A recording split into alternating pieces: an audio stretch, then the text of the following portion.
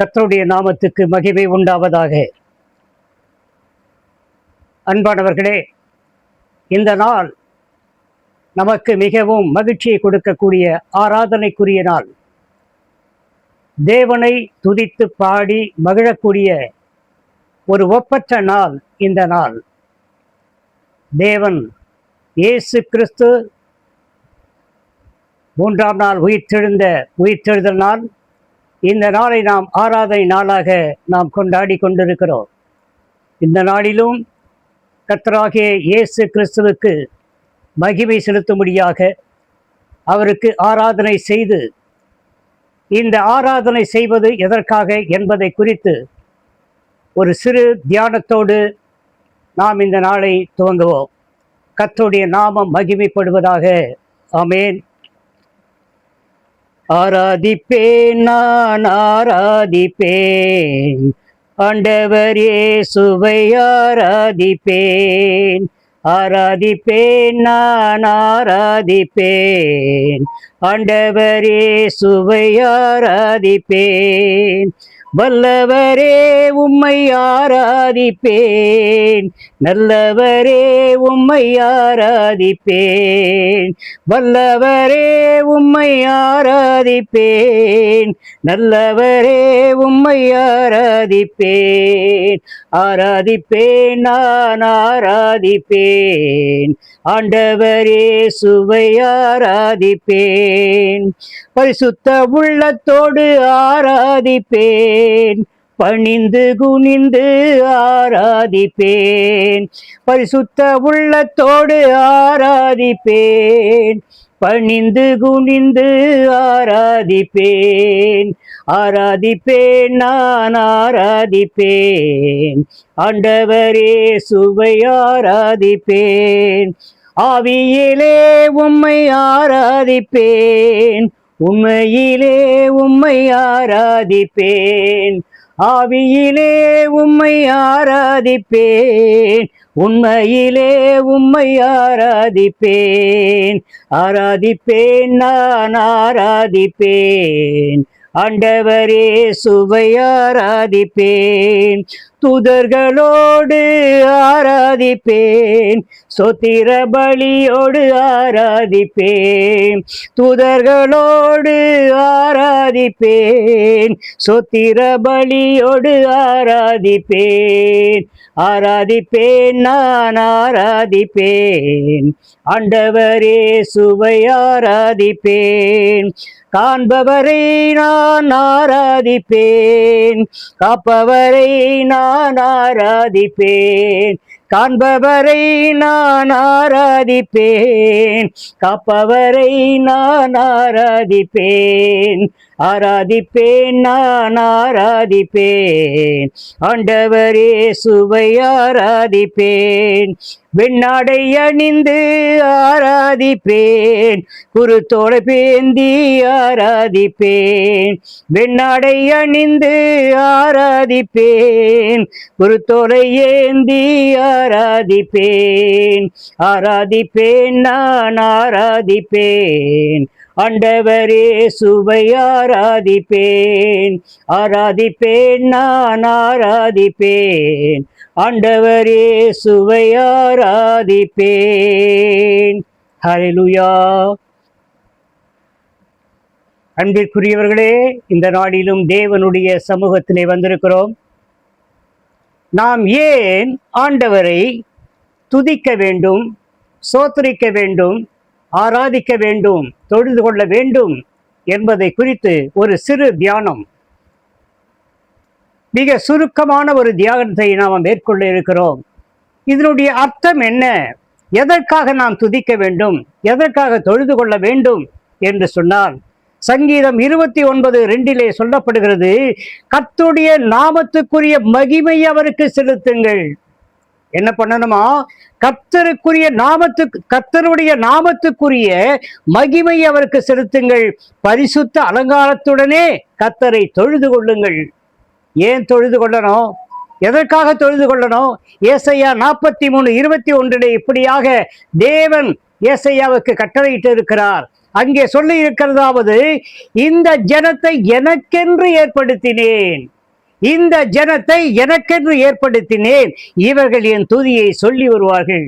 அருமையானவர்களே, நாம் பார்க்கிறோம் யாத்ராகமம் புத்தகத்திலே 12ஆம் அதிகாரம் 41ஆம் வசனத்திலே அங்கே சொல்லப்படுகிறது, அந்த 430 வருடம் முடிந்த பிறகு அன்றைய தினமே கர்த்தருடைய சேனைகள் எல்லாம் எகிப்து தேசத்திலிருந்து புறப்பட்டது. இஸ்ரவேலர்கள் அன்றைக்கு எகிப்திலே 430 ஆண்டுகள் அவர்கள் அடிமையிலே இருந்தார்கள், அடிமைத்தனத்திலே இருந்தார்கள். கர்த்தராகிய இயேசு கிறிஸ்து, கர்த்தராகிய தேவன், பிதாவாகிய தேவன் அந்த காலத்திலே மோசேயை கொண்டு அவர்கள் எல்லோரையும் எகிப்திலிருந்து புறப்பட பண்ணி கானான் தேசத்துக்கு வழிநடத்தும்படியாக ஆண்டவர் சொல்லுகிறார். அங்கே மோசேக்கு ஒரு கட்டளை கொடுக்கிறார். எங்கே? அங்கே ஓரே மலையிலே அங்கே கொடுக்கிறார். ஓரே மலையிலே மோசே என்ன செய்கிறார்? தன்னுடைய மாமனுடைய ஆடுகளை அங்கே மேய்த்து கொண்டு போகின்ற பொழுது அந்த இடத்திலே பார்த்தீங்கன்னா உங்களுக்கு எல்லாம் தெரிந்த விஷயம், ஒரே மலையிலே அங்கே ஒரு முள்ளு அங்கே பார்த்தீங்கன்னா முச்செடியிலே எரிகிறது. எரிவதை பார்த்ததும் மோசே அருகிலே செல்லுகிறார். அருகிலே செல்லுகின்ற பொழுது அங்கே கர்த்தர் அங்கே தோன்றுகிறார். அங்கே அந்த முள்செடியின் நடுவிலே, எரிகிற அக்கினியின் நடுவிலே தேவன் அங்கே தோன்றுகிறார். தோன்றி என்ன சொல்லுகிறார் என்று சொன்னால், கர்த்தர் எகிப்தில் இருக்கிற என் ஜனத்தின் உபத்திரவத்தை நான் பார்த்து 3ஆம் அதிகாரத்திலே 7ஆம் வசனத்திலே இப்படியாக சொல்லப்பட்டிருக்கிறது. அவர் என்னுடைய ஜனத்தின் உபத்திரவத்தை நான் பார்த்து ஆலோட்டிகள் நிமித்தம் அவர்கள் இடுகிற கூக்குரலை கேட்டேன். அவர்கள் படுகிற உபத்திரவங்களை, வேதனைகளை அறிந்திருக்கிறேன். அவர்களை எகிப்தியரின் கைக்கு விடுதலையாக்கவும் அவர்களை அந்த தேசத்திலிருந்து நீக்கி கானானியரும், ஏத்தியரும், எமோரியரும், பெருசியரும், ஏவியரும், எபூசியரும் இருக்கிற இடமாகிய பாலும் தேனும் ஓடுகிற நலமும் விசாலமான தேசத்திற்கு கொண்டு போய் சேர்க்கவும் இறங்கினேன் என்று சொல்லிவிட்டு சொல்லுகிறார், நான் உன்னோடு இருப்பேன். நீ என் ஜனத்தை எதிர்த்து அழைத்து வந்த பின் நீங்கள் இந்த மலையில் தேவனுக்கு ஆராதனை செய்வீர்கள். நான் உன்னை அனுப்பினேன் என்பதற்கு இதுவே அடையாளம். என்ன சொல்றாரு? அங்க 430 வருஷம் எகிப்தில இஸ்ரவேலர்கள் அடிமையாக இருக்கிறாங்க. அவர் இடுகிற சத்தம், படுகிற பாடுகள், எல்லா பாடுகளை பார்த்த பிறகு கர்த்தர் மோசேயை கொண்டு அந்த மக்களை திருப்பி கொண்டு வா, இந்த ஓரை மலையிலே அவர் வந்து எனக்கு ஆராதனை செய்ய வேண்டும். என கண்பானவர்களே, இந்த நாளிலும் கூட நீங்களும் நானும் ஏன் இங்கே கூடி வந்திருக்கிறோம்? எதற்காக தேவனுக்கு முன்பாக நின்று ஆராதனை செய்கிறோம்? எதற்காக அவரை துதித்து பாடுகிறோம்? எதற்காக அவரை தொழுது கொள்கிறோம் என்று சொன்னால், நாமும் ஒரு நாளிலே பார்த்தீங்கன்னா ஒரு காலத்திலே நாம் எகிப்து தேசம் என்கிற மாதிரியான வித்தியாசமான ஒரு இடத்திலே நாம் இருந்தோம். அன்றைக்கு அங்கே நமக்கு பாவம் என்றால் நமக்கு அதை பற்றி கவலை இல்லை, துன்மார்க்க ஜீவியம் என்றால் அதை பற்றி கவலை இல்லை. அதெல்லாம் பார்த்தீங்கன்னா எகிப்து தேசத்திற்கான அடையாளம்.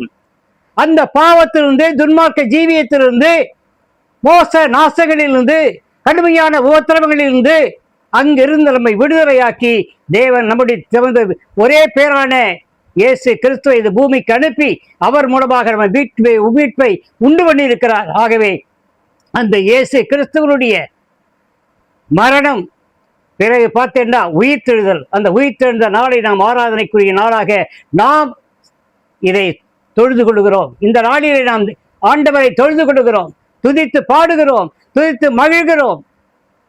அநேக இடங்களிலே நடனமாடி இதை கொண்டாடுவார்கள்.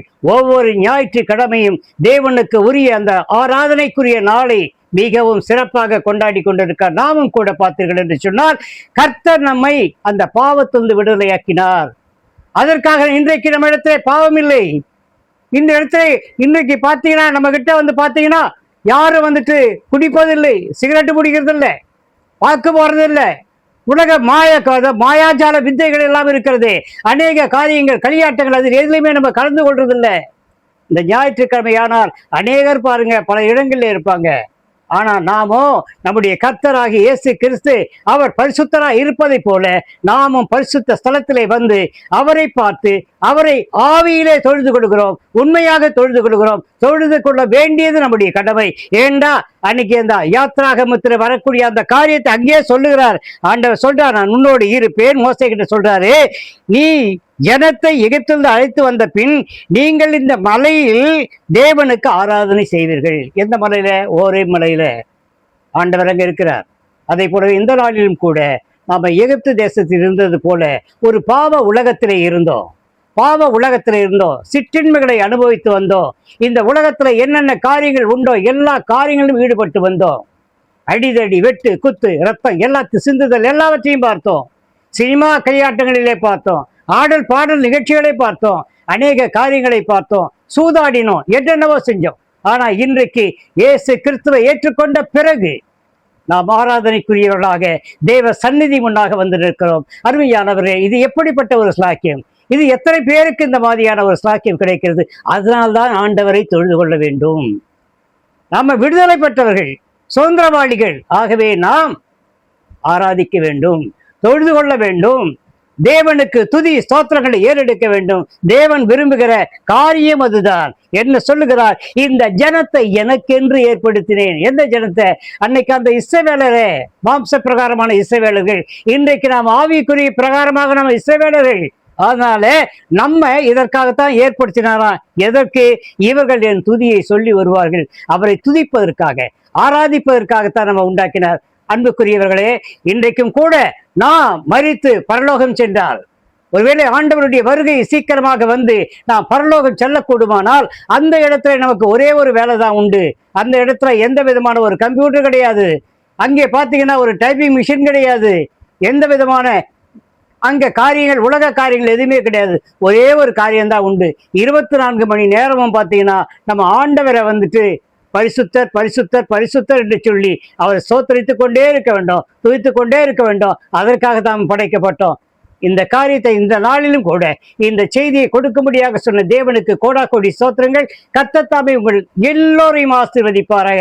இந்த வாரம் முழுவதும் உங்களுக்கு மிக சிறப்பான முறையில் இந்த வாரம் முழுவதும் இருக்கும் என்று நான் நிச்சயமாக ஆவியிலே உணர்ந்தவனாக சொல்கிறேன். கர்த்தர் இந்த நாளை மட்டுமல்ல, இந்த வாரம் முழுவதுமாக உங்கள் குடும்பத்திலும் எங்கள் குடும்பத்திலும் நிறைந்து காணப்படுவாராக. ஆமேன், ஆமேன், ஆமேன்.